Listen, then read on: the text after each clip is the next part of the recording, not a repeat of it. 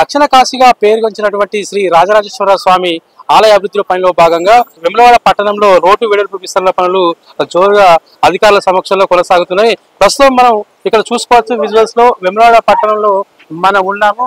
భారీ బందోబస్తు సమక్షంలో అధికారుల సమక్షంలో ఈ కూల్చివేతలు కూడా చేయడం జరుగుతుంది.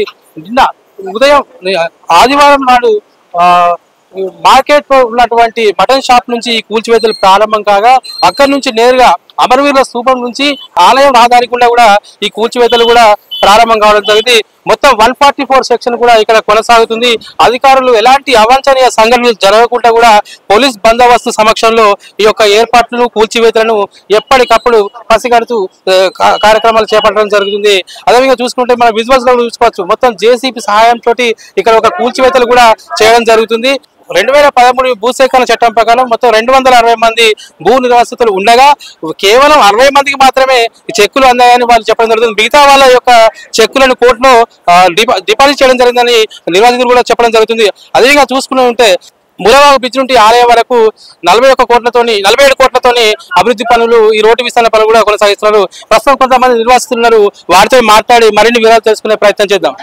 ప్రస్తుతం ఒక నిర్వాసితుల దగ్గర ఉన్నాం, వారిని అడిగి షాపు యజమానులు ఉన్నారు, వాళ్ళని అడిగి మరిన్ని వివరాలు తెలుసుకునే ప్రయత్నం చేద్దాం. చెప్పండి అన్న, అసలు ఇక్కడ కూల్చివేతలు జరుగుతున్నాయి, దీనిపై మీ అభిప్రాయం ఏంటంటే? అభిప్రాయం ఏం లేదు, కొంచెం టైం ఇస్తే ఆగుదామని ఒక 15 రోజులు టైం అడిగినాం కానీ వాళ్ళు ఏం సపోర్ట్ చేయలే.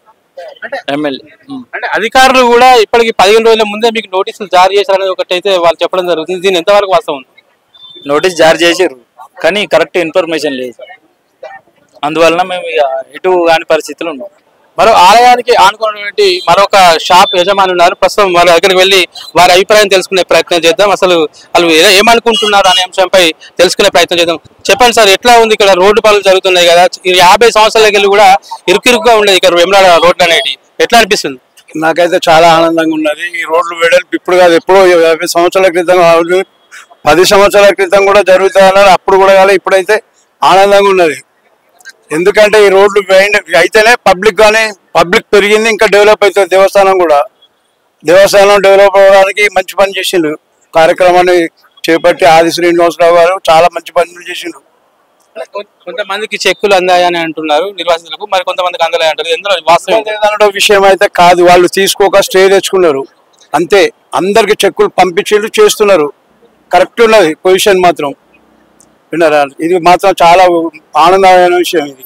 సో ఇది ఇక్కడ ఈ కూల్చివేతల బాధితులు జరుగుతున్న క్రమంలో కూడా వాళ్ళు చెప్తున్నారు, కూల్చివేయడం అనేది మాకు అభివృద్ధికి ఒక నాంది అని చెప్పడం జరుగుతుంది. గతంలో బీఆర్ఎస్ ప్రభుత్వం ఉన్నప్పుడు కూడా మాటల మట్టుకే చెప్పడం జరిగింది, అభివృద్ధి కార్యక్రమం ఎలాంటి జరగదు. కేవలం ఎమ్మెల్యే ఆది శ్రీనివాస్ అయినప్పటికీ, ప్రభుత్వం ఆది శ్రీనివాస్ అయినప్పటి నుంచి వేములవాడ అభివృద్ధిలో దూసుకుపోతుందని వాళ్ళు చెప్పడం జరుగుతుంది. ఎప్పుడో జరగవలసిన రోడ్డు విస్తరణ పనులు కాకపోతే కొంచెం ఆలస్యమైనది కూడా భూ నిర్వాసితులు ఈ యొక్క భవనాలు వెళ్ళేటువంటి బాధ్యత కూడా చెప్పడం జరుగుతుంది. ఈ యొక్క వెడల్పు కార్యక్రమం జరిగితే మరింత ట్రాఫిక్ లేకుండా భక్తులు కానీ ఇక్కడ ఉన్నటువంటి షాపులో కూడా కొంచెం వెసులుబాటు ఉంటుందని వాళ్ళు చెప్పడం జరుగుతుంది. గతంలో బీఆర్ఎస్ ప్రభుత్వం అధికారంలో ఉన్నప్పుడు ఆలయానికి అభివృద్ధి పనులు కేటాయించినప్పుడు కూడా ఆ నిధులు ఎక్కడ కూడా కేటాయించకుండా ఇక్కడ ఉన్నటువంటి నియోజకవర్గ ప్రజలను మోసం చేశారని వాళ్ళు చెప్పడం జరుగుతుంది. కేవలం వేములవాడ ప్రభుత్వ విప్పు ఎమ్మెల్యే ఆది శ్రీనివాస్ గారి ఆధ్వర్యంలోనే ఈ పనులు చాకచక్యంగా జరుగుతున్నాయి, మరింత అభివృద్ధి జరుగుతుందని వాళ్ళు ఆశాభావం వ్యక్తం చేస్తున్నారు.